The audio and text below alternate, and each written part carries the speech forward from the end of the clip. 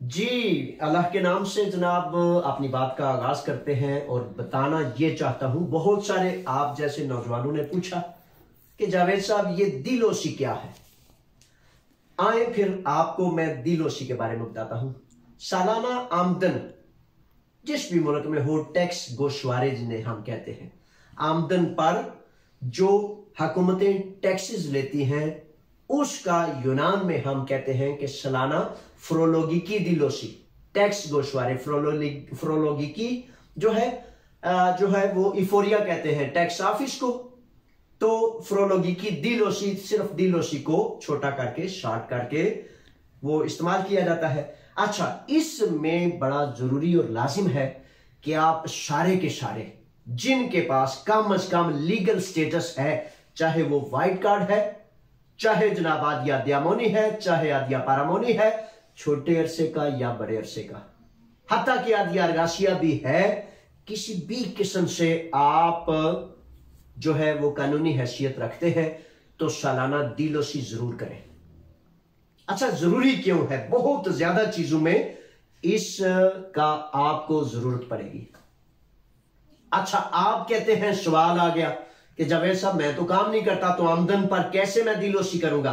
तो दिलोसी मेरे शहजादे, मेरे बच्चों, आप सिफर की भी करेंगे तो तब भी वो दिलोसी ही डिक्लेयर की जाएगी। यानी कि सालाना आप कहेंगे कि मेरे पास काम ना था, मैंने आमदन नहीं की, जिसकी वजह से आप जीरो की, सिफर की भी दिलोसी कर सकते हैं।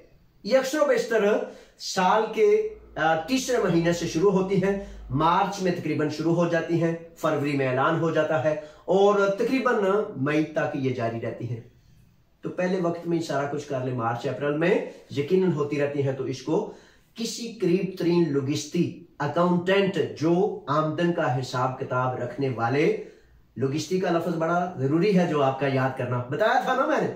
अकाउंटेंट को लुगिस्ती कहते हैं और इसका काम होता है कि आपकी सालाना आमदन के हवाले से टैक्स ऑफिस को आगाह करे। एक दिलोसी कहते हैं, एक बाकायदा अपना जो बयान हल्फी है कि आपने बयान हल्फी में कहा कि मैंने इतने पैसे कमाए या इतनी मेरी सालाना आमदन थी, इसको फ्रोलोगिकी दिलोसी कहते हैं। अच्छा, ये क्यों जरूरी है? अगर आपको कोई चीज मिलनी है, अगर आप वायद में इंदराज कराना चाहते हैं, अगर आप किया में जाना चाहते हैं, अगर आप किसी भी किस्म का एपिडोमा बोनस चीजें लेने चाहते हैं, तो उसके लेने में अक्सर बेशतर ये फ्रोलोगिकी दिलोसी सामने आती है। बड़ा लाजम, बड़ा जरूरी समझता हूं कि लीगल होने के बगैर, आम का अफीमी के बगैर ये अब मुमकिन नहीं रही। ठीक है, और बराए मेहरबानी अगर सब्र करेंगे तो हमल करेंगे तो जायज तरीके से आपके काम हो जाएंगे। 2 नंबरी से मुकम्मल अपने आप को बचाएं, क्योंकि आप 2 नंबर अफीमी और आम का निकालने वालों पर भी अदालत अपना जो है रसा फेंक रही है, और कहीं ऐसा ना हो कि बाकी जो दुरुस्त चीजें हैं वो भी खुदा न खास्ता शिकंजे का सबब बन जाए।